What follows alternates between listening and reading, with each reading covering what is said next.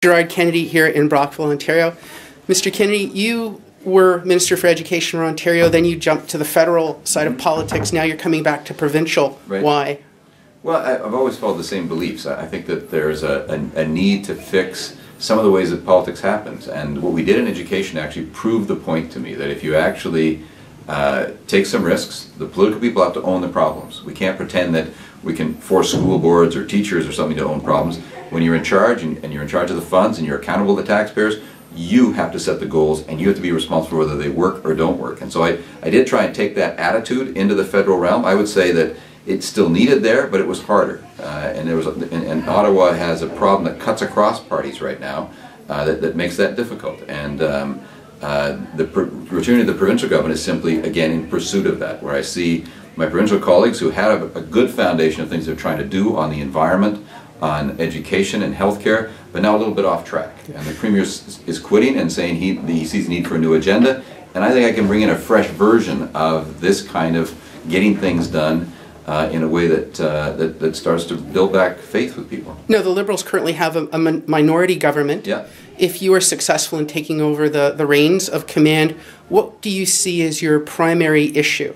Well, the primary issue is making the government work. I think that to acknowledge a failure of the minority government and have to go to an election, I think would be very unfortunate. I think there's a lot of uncertainty out there on the part of families, on the part of individuals, about their jobs, about their mortgages, and whether interest rates are going to move, whether housing prices will stay stable, and so on, whether they're young people that are going through expensive educations are going to have the same kind of chances that we had a generation ago. Those things need to be the preoccupation of the government. And I'm going to find and propose some new ways to the other political parties to have a say. Obviously, that's what the public decided at the last election, that there should be something of a shared mandate.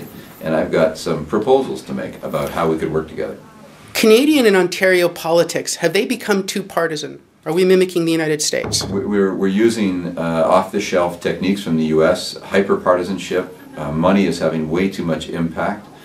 It's taking you and other people and saying, I'm going to recognize you through your magazine subscriptions, your clicks on the internet, and I'm going to treat you as either somebody I want to impress, and I may even want to manipulate into supporting me, or they may instead say, you're somebody we recognize doesn't share our beliefs, and therefore we want to discourage you. We want you to be discouraged about the system. We don't want you to vote. We want to actually deny you your rights in ways that are kind of subtle. That, to me, is the end of the line for a political system to be able to really achieve great things. How do you change that? Well, you change it starting again. The politicians have to take the action. So I'm going to give up some of the power of the Premier's office. I'm actually going to be accountable, even recallable, by the members of my party and by the MPPs that are part of the caucus. In our last question, because I know you're rushing off to catch a plane, when Prime Minister Harper prorogued the government, he took a lot of flack, especially from the opposition.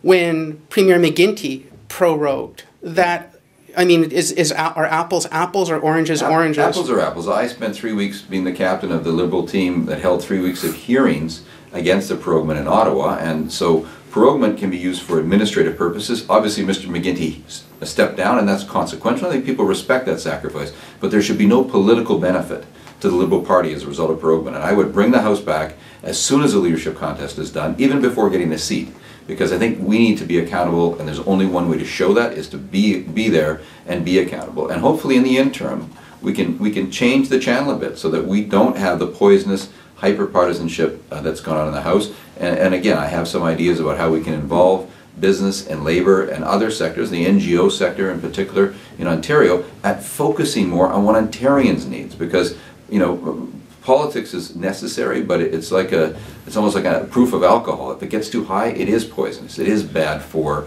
the people that are affected by it. And I'm going to cheat and sneak one last question. Sure. And you mentioned artists in your speech just now to the students. Small business and artists, how important are they to the economy of Ontario and our future? Well, creativity and enterprising. I mean, and the small business is, I think, the most obvious place where we permit that to happen, but we don't really necessarily allow people to flourish with new ideas. People that would take a risk to do something better and different really need to be celebrated. And I hope we can do that right across the political spectrum. I want to see that in government. I want to see somebody get permission to deliver a service better. I also want to see ombudspersons in the right places to make sure that there's always that incentive to improve. We have to have government and our not-for-profits, and certainly our businesses, as competitive advantages. We need good jobs here. We need to reward people that work hard and study hard and so on. And it's starting to slip away from us a bit. It shouldn't. Ontario is a terrific jurisdiction with a lot of assets in terms of people and resources. And what it does need is a new plan, and that's what I'm bringing forward as part of my candidacy, and it would be as Premier of Ontario.